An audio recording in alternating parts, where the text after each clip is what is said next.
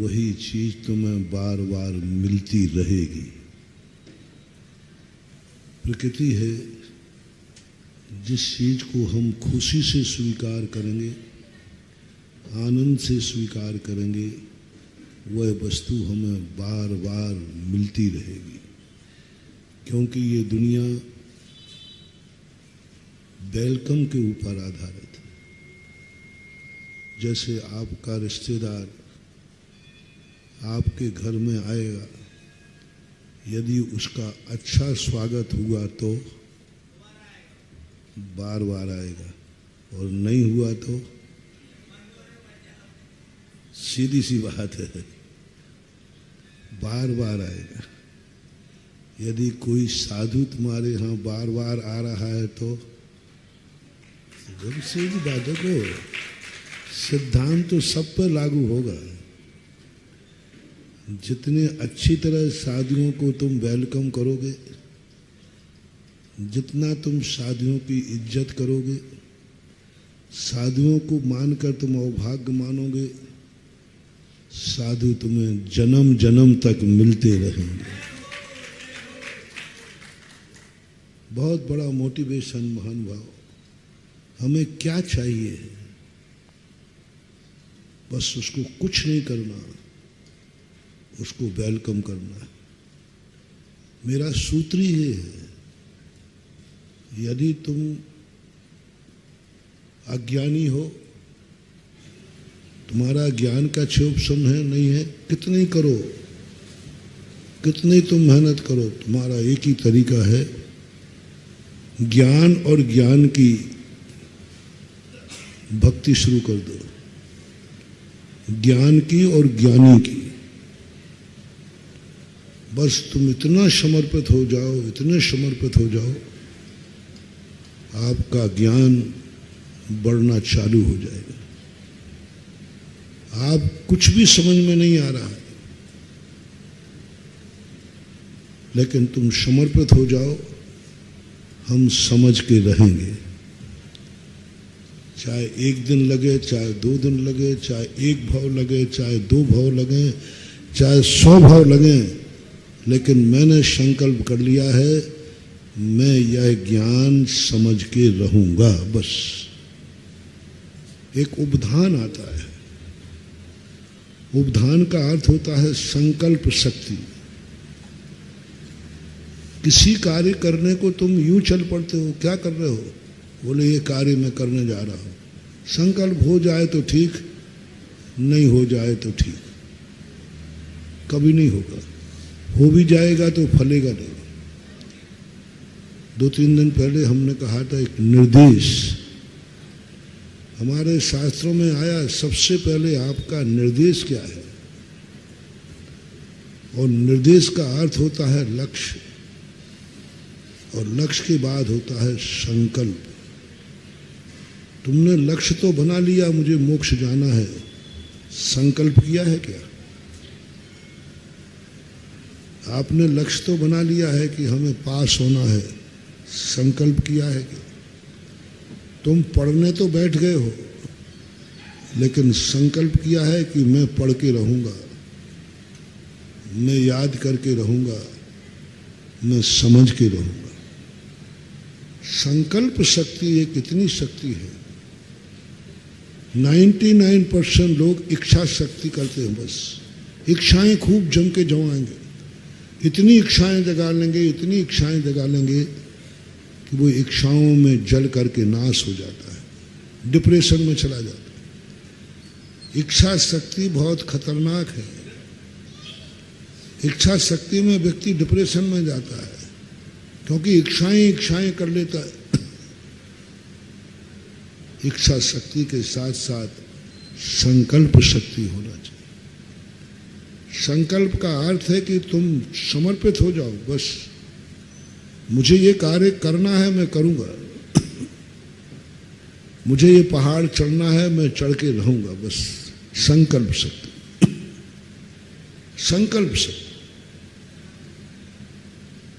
बीच में मर गए तो मरूंगा, तो मर जाऊंगा, लेकिन पीछे नहीं हटूंगा, पहाड़ चढ़ते चढ़ते गिर पड़ूं तो मर जाऊंगा, लेकिन संकल्प पूरा करूंगा।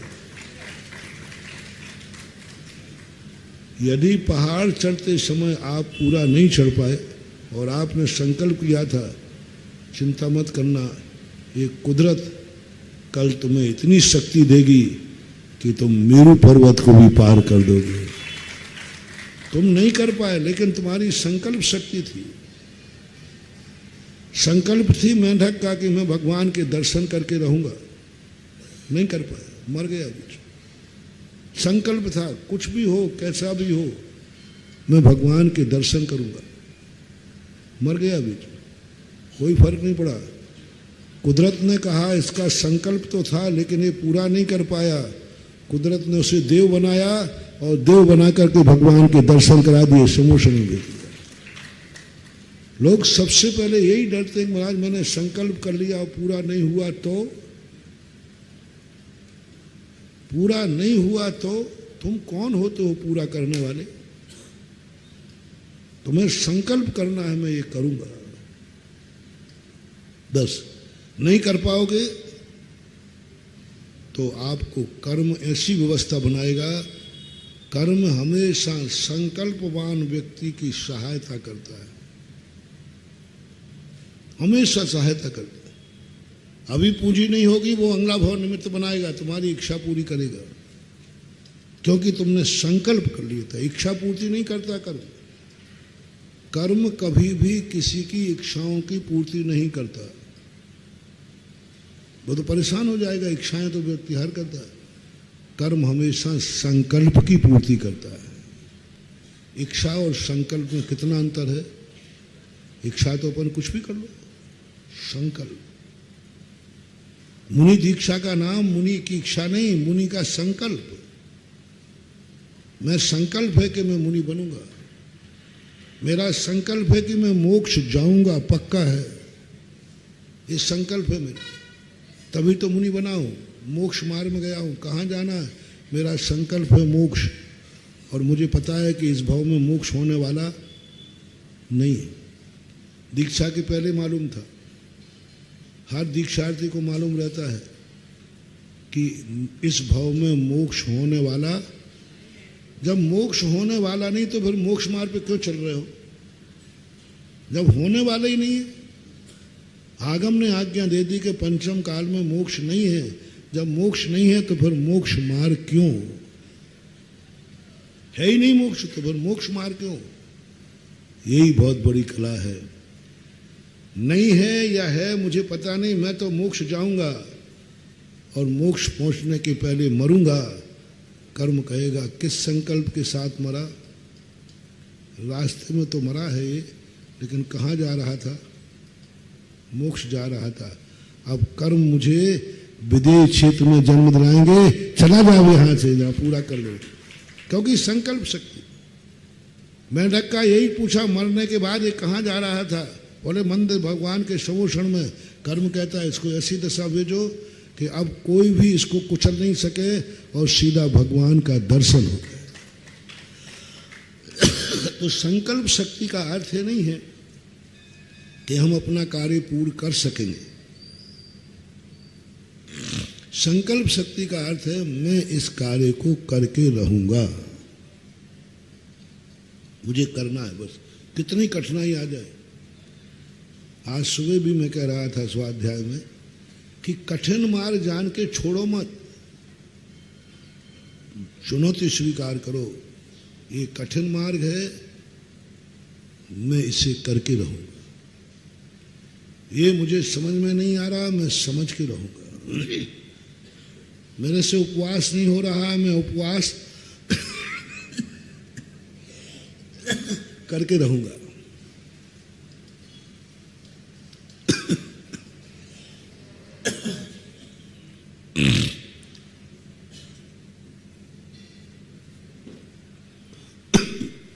महाराज देखो, जबरदस्ती उपवास मत कराओ।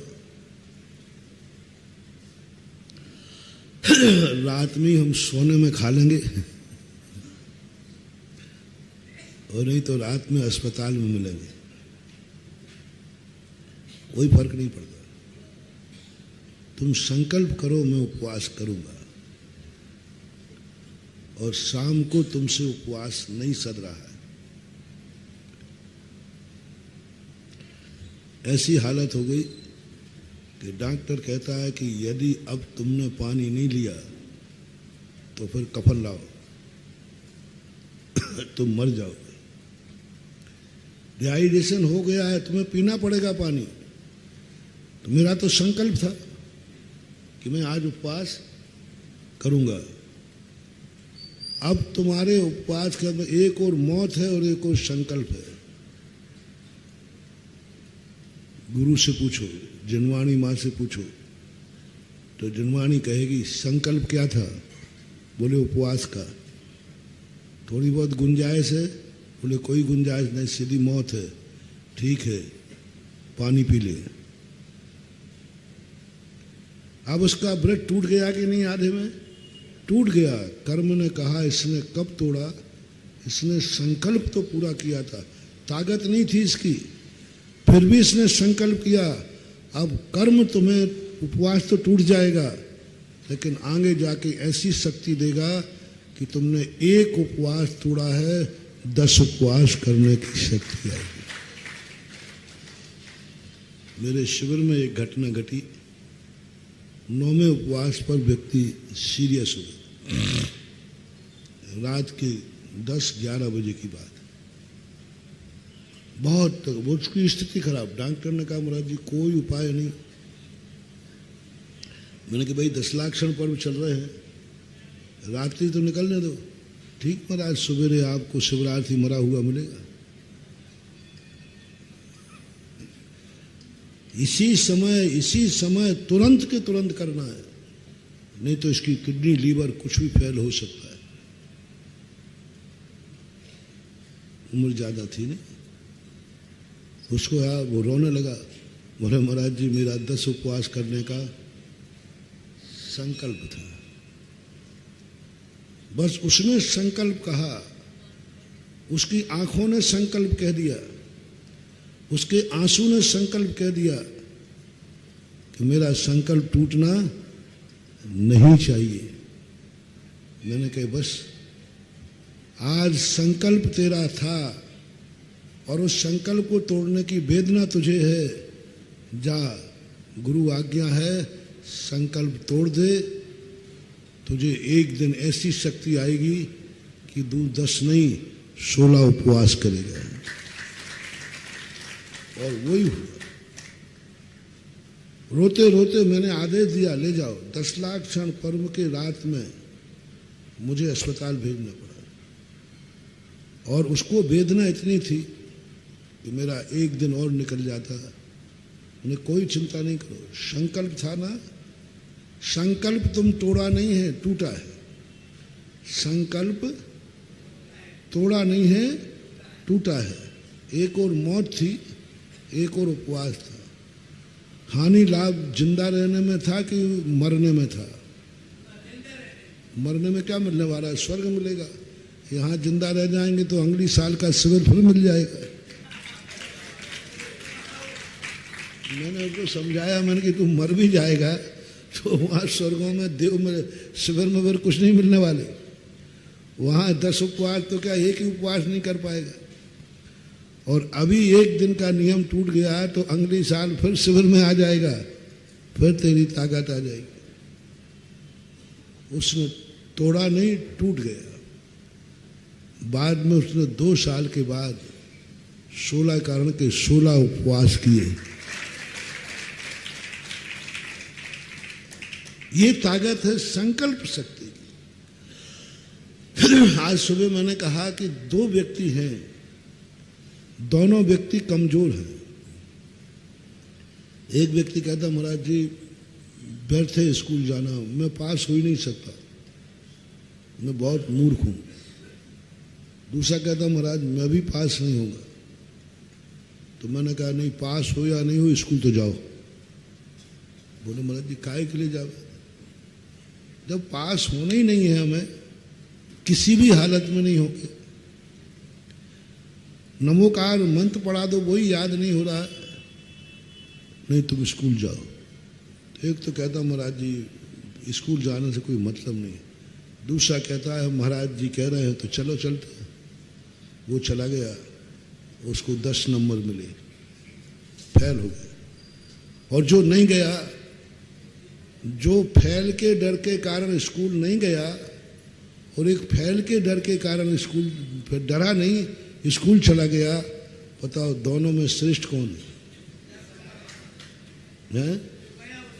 कम से कम 10 नंबर तो, कम से कम स्कूल का नाम तो पता चला, किताब का नाम तो पता चला, ये तो पता चला कि ये विषय इतना कठिन है कि मुझे समझ में, ये तो समझ में आ गया। स्कूल नहीं जाने की अपेक्षा स्कूल जाकर फेल होना श्रेष्ठ है। नियम नहीं लेने की अपेक्षा नियम लेके टूट जाना, तोड़ना नहीं। नहीं तो तुम मामला आज गड़बड़ करो, महाराज ने कहा नियम ले लो, कल तोड़ देंगे, कोई बात नहीं। हाँ, ऐसा नहीं, नियम नहीं लेना ये बहुत बड़ी मूर्खता है, और नियम लेके टूट जाना कोई बड़ी बात नहीं है। कितनों के टूट गए, समंतभद्र महाराज के टूट गए, बड़े महात्माओं के टूट गए, मेंढक का टूट गया, अच्छे अच्छे लोगों के नियम टूट गए, लेकिन प्रशंसा क्या होगी उसकी? टूट भली गया, लेकिन लेने का साहस तो, मंजिल नहीं पहुंच पाया कोई बात नहीं, लेकिन मंजिल पर बढ़ने का, मंगल पांडे नहीं जी पाया, लेकिन नारा लगाने का साहस तो किया, आज भी अमर है। मंगल पांडे जानता था कि मैं मरूंगा, उसने एक ही सोचा, 7 बार बोल दिया था, उसे तो 1 बार बोलने का पता था, तो मैं 1 बार तो बोल लूंगा, और बोलते ही मेरे प्राण मरना निश्चित है, पक्का था 100%। मैं देश को आज़ाद नहीं कर पाऊंगा, बस इंकलाब जिंदाबाद कहते ही वो 7 बार बोल पाया, मार दिया गया। अरे भाई, मैं देश को आज़ाद कर नहीं पाऊंगा, मेरे से आज़ाद होना ही नहीं है, आवाज़ लगा के मरने का क्या फायदा है? लेकिन आज भी वो इतिहास में प्रशंसनीय है, भली सफल हुआ या नहीं हुआ, लेकिन आवाज लगाने की हिम्मत तो की, संकल्प तो किया। उस मंगल पांडे का संकल्प है कि आज अपन आजादी में बैठे हैं। ऐसा ही व्रत नियम में गाड़ी में बैठते समय सकुशल पहुंचने का भाव करो, नहीं पहुंचे तो बट परंतु तो, लेकिन ये जिंदगी से निकाल दो, ये जहर है, कुछ भी नहीं कर पाओगे तुम, बट परंतु तो लेकिन, ये सब जिंदगी के बहुत खतरनाक शब्द हैं। तुम तो एक बढ़ो, तुम्हारा इरादा नेक है, तुम्हारा रास्ता नेक है, पर चल पड़ो, पहुंचना और नहीं पहुंचना तुम्हारे हाथ में नहीं है। और ये मैं तुम्हें प्रॉमिस करता हूं कि यदि तुम्हारा इरादा नेक है, संकल्प सही है, तो मर करके भी तुम इरादा पूरा करोगे, लेकिन होगा तुम्हारा इरादा। मंगल पांडे के इरादे को 100 साल लगे, लेकिन उसी इंकलाब जिंदाबाद के बाद आके 100 साल में हम देश आजाद हुआ। हमारे जीवन में भी यही है, करो, कल क्या होगा। क्या बात, एक बहुत अच्छा संस्मरण याद आ गया। पूज्य गुरुदेव ज्ञान सागर महाराज, दादा गुरु,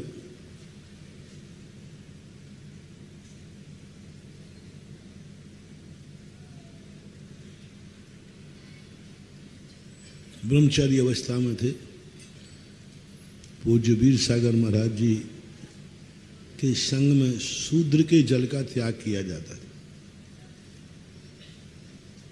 तो वो बहू थी एक सीकर की, उसकी कोई संतान नहीं हुई थी और अभी यंग थी, और उसने आहार देते समय नियम ले लिया। घर जाकर लोगों ने जो उसको डराया, क्या किया तूने?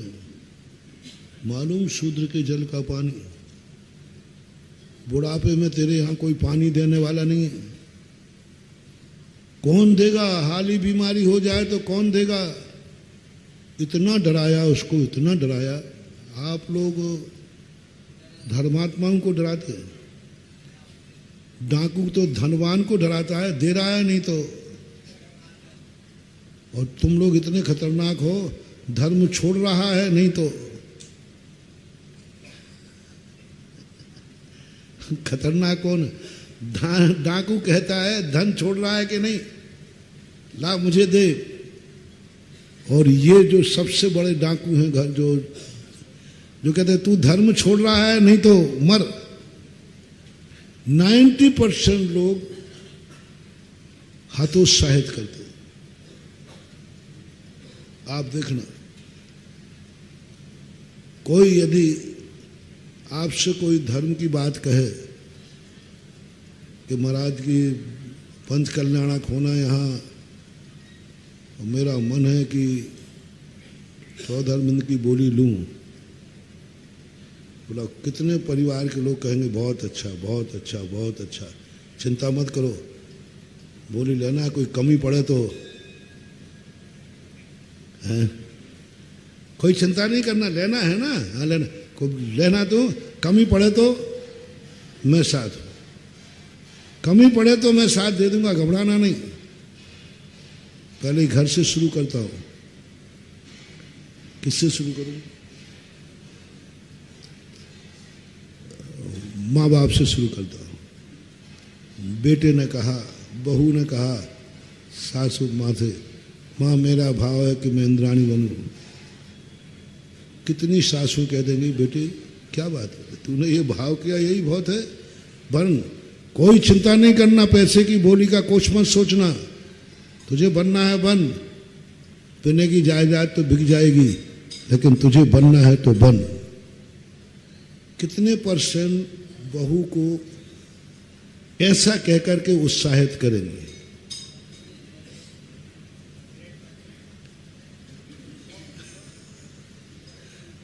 बहुत कम, बहुत कम % आएगा, अभी पूरा तो नहीं कहूँगा, 5-10% तो उत्साहित कर देंगे। और किया है, हमारे सामने ऐसे लोग हैं, महाराज मैं तो ये बन के रहूँगा, मेरी बहू की इच्छा है। मैंने कि तुम्हारी कुवत तो नहीं, बोले महाराज जायदाद बिक जाए तो बिक जाने दो, लेकिन बहू ने भाव किया है तो बनना चाहिए।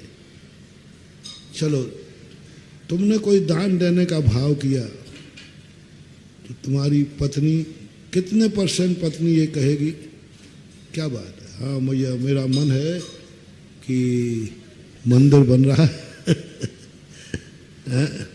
थूबंजी में मंदिर बन रहे हैं, महाराज जी का चतुर्मास हो रहा है, पंच कल्याणक हो रहा है। पत्नी से कहा मेरा कुछ दान देने का भाव है। कितनी पत्नियां कहेंगे आपका ये भाव हुआ, मैंने कितने पुण्य किए हैं कि ऐसे भाव करने वाला मेरा पति मिला। आप चिंता मत करना, मेरे माँ बाप ने जितने जेवर दिए हैं वो बेच दूंगी, लेकिन आप ये कार्य करना, करो, आप ये कार्य करो, मेरे अभाग्य हैं। नहीं, मालूम नहीं कितनी समस्या जा रही है, पता नहीं क्या क्या बहाने बनाएंगे, वो आप लोग समझ लेना, मुझसे मत करो। और यदि मान लो श्रीमान ने मुनि बनने की कह दिया तो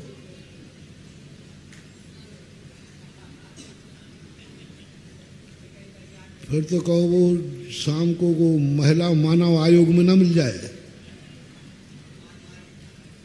कौन कहेगी कि मैंने कितने भाग किए हैं कि मेरा पति मुनि बनने का भाव कर रहा है,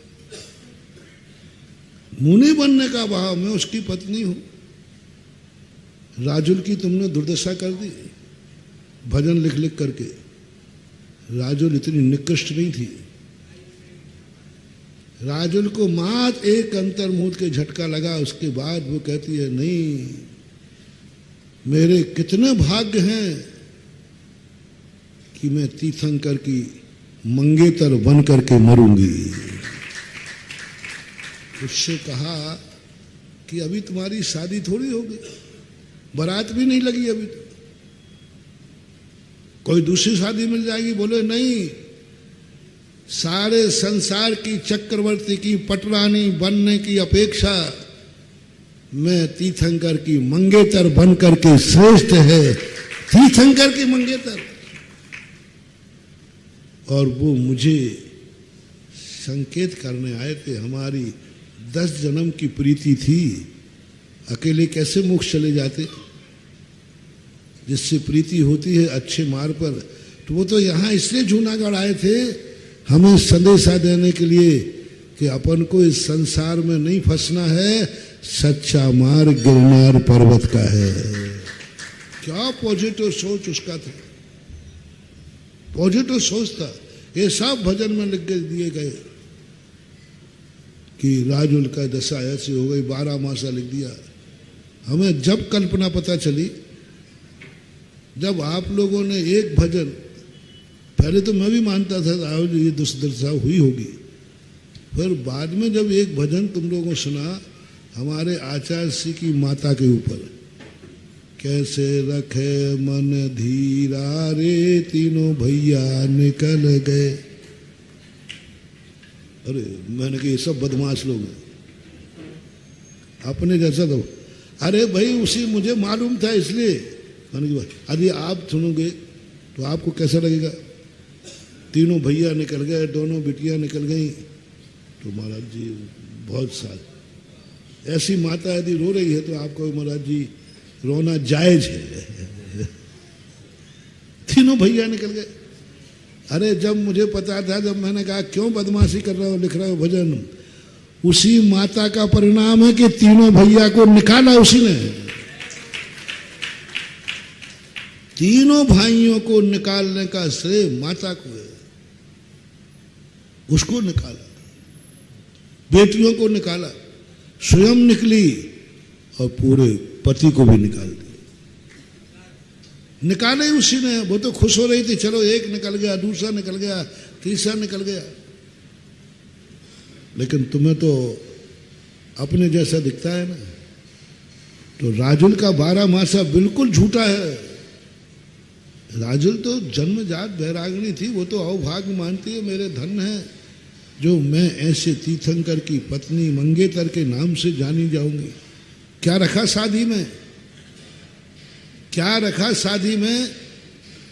मजा तो संबंध में है, शादी में नहीं। किससे नाम जुड़ गया राजुल का? नाम जुड़ गया, बस काफी है।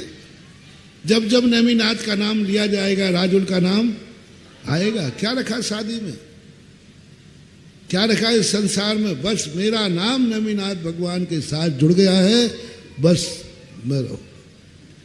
तो ऐसी स्थिति में हम कभी भी धर्म कार्यों में, आप लोग डाकू धन को छुड़ाता है, तुम लोग धर्म को छुड़ाते हो। अब तुम्हारे मुंह से कहलवाऊंगा, एक धन छुड़ाने वाला और एक धर्म छुड़ाने वाला बड़ा डाकू कौन है? अंचल जी। हाँ, कलाकार बैठे यही है। यदि कोई अंचल से अभी छोकरा चला जाए ना, देख नहीं अभी तेरी छोटी उम्र है, हाँ छोटी उम्र है, अभी तू समझता नहीं है। हम अध्यक्ष रहे हैं, हमने अच्छे अच्छे महाराजों को देखा है। हमने अच्छे अच्छे महाराजों को देखा है, बड़े दुर्दशा है, लड़ते हैं, भिड़ते हैं, राग द्वेष करते हैं, चौका तक नहीं लगते हैं। देख ले तू अभी बहुत छोटा है, तू जानता नहीं है। यदि कोई समझदार हो ना मेरे जैसा, तो वो कहे हम तो जरूर छोटे हैं, बात सही कह रहे हो, अब आप तो बड़े हो, तो आप बढ़ जाओ। 90% हतोत्साहित करते हैं, 90%। किसी से आप संसारी ग्रस्त से सलाह ले लेना, 10% नहीं कह रहा, 10% प्रोत्साहित भी करते हैं, लेकिन प्राय तुम्हारे लिए सांप छंदूदल दिखाएंगे, उन भ्रष्ट मुनियों के नाम गिनाएंगे, अच्छे के नहीं गिनाएंगे। भ्रष्ट मुनियों के नाम गिनाएंगे, कोई कमी हो गई होगी तो गिनाएंगे। देखा फलाने महाराज, हम शिखर जी गए थे, हम गिरनार जी गए थे, वहाँ फलाने महाराज ये कर रहे थे, ये कर रहे थे।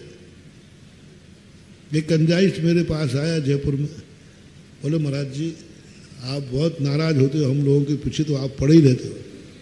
मैंने कहा भाई मैं तुम लोगों को सुधारने के लिए पीछे पड़ा हूँ। बोले महाराज जी आज आप मेरी बात सुनो, आप नहीं बोलोगे मेरी बात सुनोगे। तो उन्होंने लिस्ट लगा दी। बोले महाराज देखो, एक महाराज ऐसा कर रहे थे, ये महाराज ऐसे थे, ये महाराज ऐसे थे, ये महाराज ऐसे थे। क्या ऐसे महाराजों को मानना चाहिए? मैंने कहा नहीं मानना चाहिए। वो सोच गया बोले आज महाराज को दिखाई दूंगा मैं। तो अब भ्रष्ट साधु भी तो हैं दुनिया में। बोले महाराज बताओ ये कार्य कर रहा है, ये महाराजों के काम है, क्या ये महाराज हैं? मैंने कहा बिल्कुल नहीं। तो फिर महाराज हमारे प्राण क्यों ले रहे हो? मैंने कहा भैया इसलिए ले रहा हूँ कि तुझे इन भ्रष्ट साधुओं की लिस्ट है, कोई अच्छे साधु भी दुनिया में है उनका नाम बता दे। मैं तेरे साथ हूँ, जो तुमने दोष दिखाए हैं, ये दोष जिस मुनि में है उस मुनि को तुम तो क्या मैं ही नहीं मानूंगा, और मुनि भक्तों को भी मना कर दूंगा। मैं तुम्हारे साथ हूं, बराबर ऐसे दोष वाले मुनि को नहीं मानना चाहिए। लेकिन जो तुमने दोष दिखाए हैं, ये दोष जिस मुनि में नहीं होंगे उस मुनि को तुम्हें नमोस्तु करना पड़ेगा, पढ़ाना पड़ेगा। भाई देखो हम तुम्हारे दोषों के साथ हैं, जो दोष हैं उनको नहीं मानना। लेकिन जितने दोष जो तुमने गिनाए हैं, ये दोष जिस मुनि में नहीं है उसको तो तुम मानोगे। चलो यही बात पे तैयारी हो जाए। हाँ हूँ हाँ कर गया महाराज जी, अभी तो सब बातें हैं, ये तो सब बातें हैं, क्या कर रहे हो? नहीं मानना है तो मत मानो, बहाने क्यों बना रहे हो? हमेशा प्रोत्साहित करने के लिए अच्छे लोगों के उदाहरण दो। हम धर्म में हतोत्साहित करने का उदाहरण देते। उन्होंने दान दिया, देखो उन्होंने मंदिर बनाए, आज उनके घर की क्या दशा हो रही। आज उन्होंने राजस्थान में देखो नसिया बनाई, बड़े बड़े सेठ लोगों के। राजस्थान में बहुत सारे लोग मंदिर बनाने से बहुत डरते। बोले महाराज आप तो और कहीं दान दिला दो और मंदिर नहीं बनाऊंगा। मैंने क्यों? अरे महाराज जी ये देखो बड़े बड़े सेठों ने मंदिर बनाए, इतने बड़े बड़े नसिया बनाए, आज उनके घर के क्या हालत है।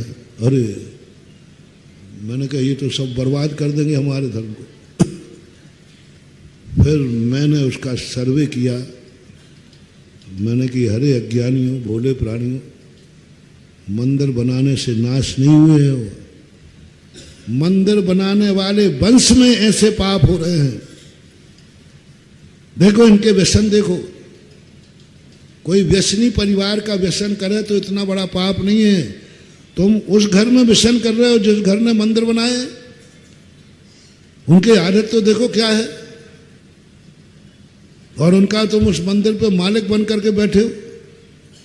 फिर दोष गिनाए, तब लोगों की धारणा बंदी के हाँ बात सही है, मंदिर से पतन नहीं हुआ है।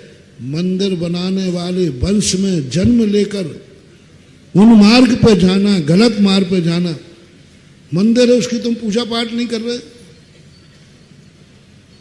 उन सेठों के यहाँ घर में मंदिर है और पूजा करने वाला पड़ोसी आता है, पुजारी आता है। बताओ भैया, कोई अपना गृह चैत्यालय बनाएगा तो पड़ोसी के लिए कि अपने परिवार के लिए? परिवार के लिए। भाई परिवार के लोग वहाँ नहीं जा सकते, बड़े आदमी हैं। पहले पर्दा प्रथा थी, अंग्रेज लोग थे, तो बड़ी बहुएं, बेटी, रानी आदि घर में ही दर्शन कर लें। घर के चैत्यालय में घर का व्यक्ति अभिषेक पूजन नहीं करेगा, लोग बर्बाद होना निश्चित है। कोई दुनिया की ताकत नहीं रोक सकती। मेरा सिद्धांत लेना ना, मोटिवेशन। जिसके लिए मंदिर बना है, यदि वह उसमें अभिषेक पूजन नहीं करेगा तो वह एक दिन बर्बाद होगा होगा होगा। थोड़ी बहुत देर लग सकती है, एक भाव की भी देर लग सकती है, पूर्व भाव में तुम पुण्य कमा के आए हो सकता है एक भाव तुम मान लो, लेकिन अगला भाव तुम्हारा नियम से तुम्हारा बुरा निकलेगा, कोई ताकत नहीं। मंदिर किसके लिए बना है? पहला निर्देश, गृह चैत्यालय बना है किसके लिए? उसका नाम क्या है? गृह चैत्यालय। अब यदि वो घर के सदस्य उसमें अभिषेक पूजन नहीं करते हैं, वो वंश वो पीढ़ी नियम से हिरास होगी। ये गृह चैत्यालय का अतिशय है, चमत्कार है, महिमा है। गृह चैत्यालय का अतिशय बता रहा हूं। ग्रह के लोग यदि उस मंदिर में अभिषेक पूजन नहीं करते, पड़ोसी आके करता है, पुजारी करता है, वो वंश बर्बाद हो जाएगा। 2 स्थानों पर बर्बादी मैंने देखी। हिरास देखा कि वो घर के वो कोई पूजा पाठ नहीं करते, चैत्यालय घर का पड़ोसी आके करता है, दर्शन तक नहीं करते, चैत्यालय है। एक वो बर्बाद हो गए जिनके पूर्वजों ने मंदिर बनाया था और उन्हीं के पूर्वज इसलिए पूजा पाठ है, कंजाइस्ट बन गया। मंदिर बनाया था दादा परदादा बाप दादों ने, पुराना 200-400-500 साल पुराना बना था, लेकिन वो बह गया। पूजा पाठ है, कुछ नहीं हो, अभिषेक ही नहीं किया। बोले अभिषेक करने से कुछ नहीं होता, ये तो जड़ की क्रिया है, छोड़ दिया, वो बर्बाद हो गए। मेरे पास ऐसे स्थान राजस्थान में कई ऐसे भरे पड़े। उन्होंने कहा महाराज जी हमने क्या गलती की है? मैंने तुम्हारी गलती ये है,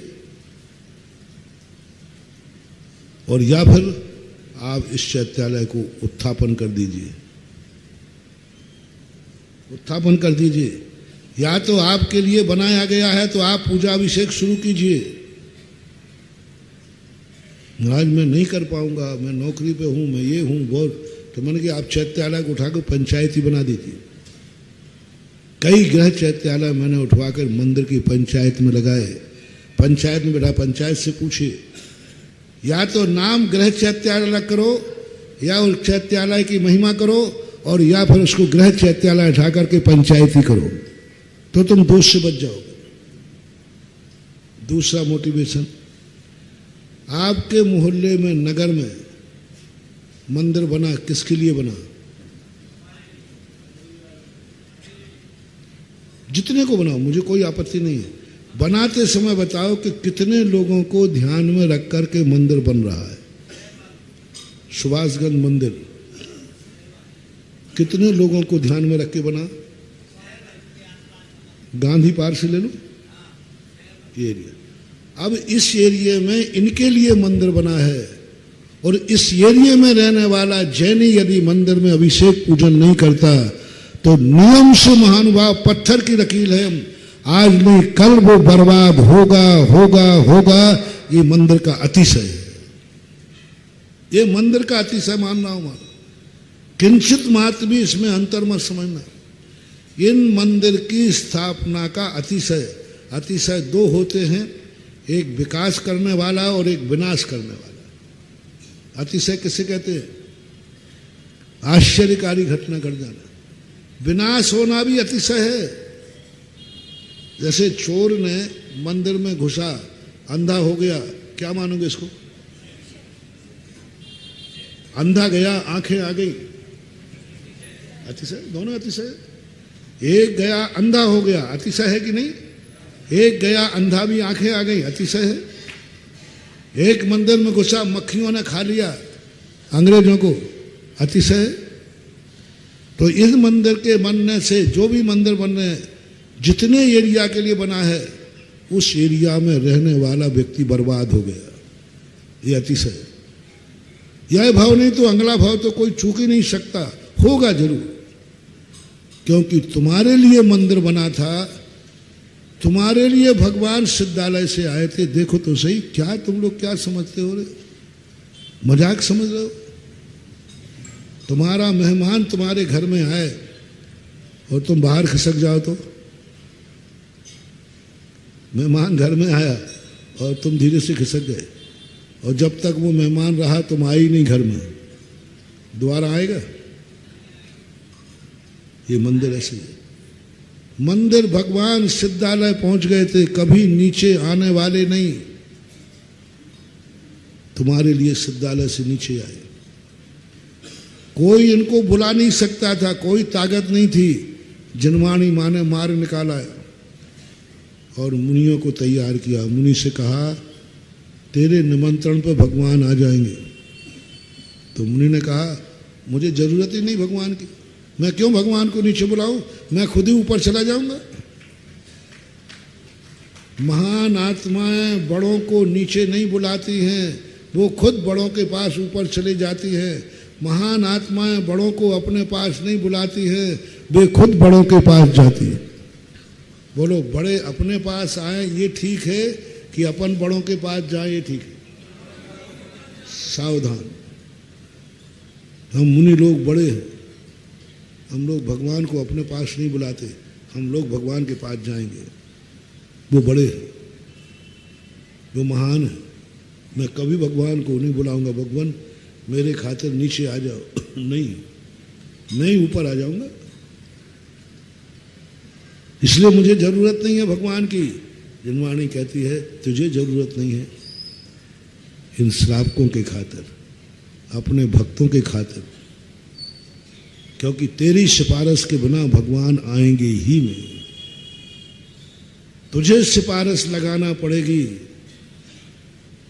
जनवाणी ने आज्ञा दी, थोड़ा परोप का कार्य कर ले, तू तो, तेरा कल्याण तो होना ही है। और तैयार कराया मुनि को सिद्धालय से भगवान उतारने के लिए, जिसका नाम है सूर्य मंत्र। मुनि के अलावा कोई नहीं दे सकता। पूज्यवर जिनसेन स्वामी ने स्पष्ट लिखा है, बिना मुनि मुद्रा के मूर्ति में सूर्य मंत्र हो नहीं सकता। कैसे दोगे? एक सामान्य श्रावक को श्रावक मुनि दीक्षा नहीं दे सकता। तुम्हारा दुस्साह है, तुम भगवान को मुनि दीक्षा दे रहे हो, पंडित दीक्षा दे रहा है, गृहस्थ दीक्षा दे रहा है। अरे ब्रह्मचारी हो तो क्या हुआ, हो तो गृहस्थी। ब्रह्मचारी लेने से कोई संयमी नहीं हो जाता। बाल ब्रह्मचारी भी क्यों ना हो, उसको संयम की कोटि में नहीं रखा। संयम शुरू होता है 12 व्रतों से। लोग कहते हैं भाई बाल ब्रह्मचारी पंडित है इसलिए, नहीं, असंयमी है। बाल ब्रह्मचारी को भी असंयम में गिना, और जो ब्रह्मचारी नहीं है और 12 व्रत ले लिए हैं तो वो भी देश संयम में गिना। कितना अंतर है? 12 व्रत नहीं, प्रतिमाएं नहीं है, और बाल ब्रह्मचारी है, असंयमी है। और गृहस्थ है, पति पत्नी शायद है, अभी ब्रह्मचर्य व्रत नहीं लिया, मात्र 12 व्रत ले लिए, वो देश संयमी है। यानी ब्रह्मचर्य व्रत से भी बड़े क्या हैं? 12 व्रत बड़े हैं। 12 व्रत लेने वाला व्यक्ति गृहस्थ है, और 12 व्रत में से व्रत नहीं लिए और बाल ब्रह्मचारी है तो भी उसको वृत्ति की कोटि में नहीं लिया गया। असंयमी वो दे रहा है सूर्य मंत्र। हो ही नहीं सकते। सब स्टेचो हैं जिसमें मुनियों ने सूर्य मंत्र नहीं दिए हो, वे सब स्टेचो हैं। और या फिर जब मुनि महाराज नहीं थे तो भट्टारक लोग मुनि मुद्रा में दीक्षा सूर्य मंत्र देते थे। पर्दा बांध करके, कपड़े उतार करके पिछी उनके पास होती थी, नग्न नहीं। कई विद्वानों ने क्या महाराज हम नंगे होकर मंत्र दिए देते पर्दा बंद होकर के, नहीं, नग्नता नहीं, मुनि मुद्रा चाहिए। और मुनि मुद्रा कब होगी? जब पिछी हाथ में होगी। नंगा सूर्य मंत्र नहीं दे सकता, दिगंबर मुद्रा होना चाहिए। तो भट्टारक इसलिए पीछे रखते थे कि कभी सूर्य मंत्र देना पड़ेगा तो कपड़े उतार देंगे, पिछी हाथ में होगी, फोटो मुद्रा की आएगी कि नहीं, तो मुनि मुद्रा में देने को कहा। इसलिए भट्टारकों के द्वारा दिए हुए सूर्य मंत्र मान्य हैं, क्योंकि वे मुनि मुद्रा में दिए गए। लेकिन कोई गृहस्थ पंडित कपड़े उतार के देवे, नहीं हो सकता, मुनि मुद्रा नहीं हो सकती, पीछे नहीं है ही नहीं। इसलिए आज तक किसी मूर्तियों में अतिशय नहीं होते। और उसका सबसे बड़ा प्रमाण बता दूं, जो लोग ऐसी मूर्तियों की पूजा करते हैं जिसमें सूर्य मंत्र मुनि मुद्रा से नहीं दिया गया हो, उनमें पूजा करने वाले को मैंने 50 साल का रिकॉर्ड इकट्ठा किया है। आप लोग प्रैक्टिकल करना, मैं जो बात कहूं उसको थोड़ा प्रैक्टिकल किया करो। आज तक किसी को ऐसे मंदिरों में पूजा करने वालों को कभी भी संयम लेने का भाव नहीं आएगा, कभी भी नहीं आएगा। 12 व्रत भी लेने का भाव नहीं आएगा। एलक छुल्लक मुनि बनने की बात दूर, क्योंकि वो उस मूर्ति की पूजा कर रहे हैं जिसमें असंयमी ने प्रतिष्ठा की है। और असंयमी यदि सूर्य मन देगा, उस मूर्ति से कभी संयम का भाव आ ही नहीं सकता। आप रिकॉर्ड देख लीजिए। और कोई एक आध अपवाद हो तो 99% मान लीजिए, 99% लोग होंगे नहीं भाव, क्योंकि उसमें असंयमी ने सूर्य मंत्र दिया है, तो आपके संयम के भाव हो ही नहीं सकते।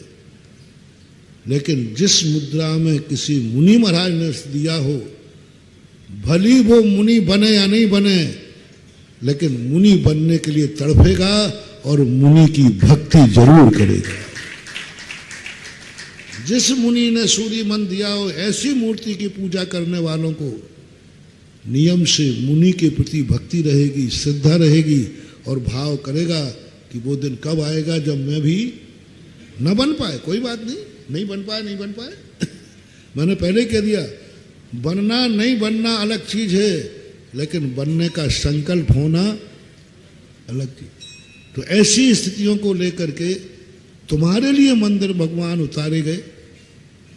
मुनि राज ने सोर्स मिलाया और मंदिर में भगवान आके बैठ गए तुम्हारे लिए। तुम्हारे लिए भगवान अपने लिए नहीं आए हैं। उनको ये मध्यलोक पसंद ही नहीं था, इसलिए वो सिद्धालय चले गए। किसके लिए आए हैं? शुद्ध तुम्हारे लिए आए, और तुम ही उनका लाभ नहीं ले रहे हो। अब बर्बादी है, अब बर्बादी है। मंदिर नहीं बना था तब तक बर्बादी नहीं थी, इतनी बर्बादी नहीं थी। मंदिर तुम्हारे लिए बना, भगवान तुम्हारे लिए आए, और तुम लाभ नहीं ले रहे हो। अब जिनवाणी तुम्हें बर्बाद कर देगी, और ये भगवान का बैठना यहां तुम्हें बर्बादी का कारण बनेगा। इसलिए मंदिर मत बनाओ।